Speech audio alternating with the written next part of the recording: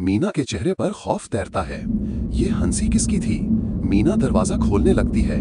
दरवाजा जैसे किसी ने अंदर से पकड़ रखा हो। वो जोर लगाती है। घंटी एकदम बजना बंद हो जाती है। अंदर क्या कैद है? अंदर मेजों पर बैठे साए नुमा लोग नजर आते हैं। चेहरे नहीं, सिर्फ खाली सियाह खोल। एक साया कप उठाता है जैसे चाय पी रहा हो। तारिक का सांस धुंध में बदल जाता है। ये इंसान है या कुछ और? खिड़की में एक साया बिल्कुल मीना जैसा दिखाई देता है। वो हाथ हिलाता है। मीना देखती है और अपने करीब पानी के अक्स में महसूस करती है कि उसका अक्स एक लम्हा देर से हिलता है। क्या दुनिया इनकी नकल कर रही है? तारिक सरगोशी करता है।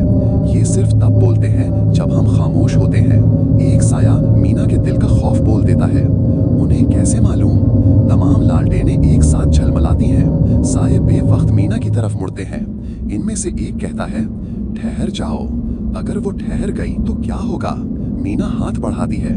इसकी उंगलियां साए के अंदर से गुजर जाती हैं और उसे एक ठंडी धड़कन महसूस होती है। तारिक उसे खींच लेता है। क्या साए जिंदा हैं?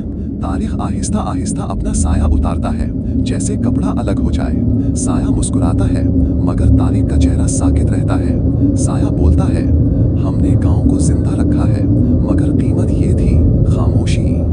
मीना खिड़की से बाहर देखती है। खेतों में सब गांव वाले पुतले बने खड़े हैं और उनके साए बेकरी के अंदर बोल रहे हैं। असल में गांव में कोई जिंदा नहीं, सिर्फ उनके साए बातें करते हैं।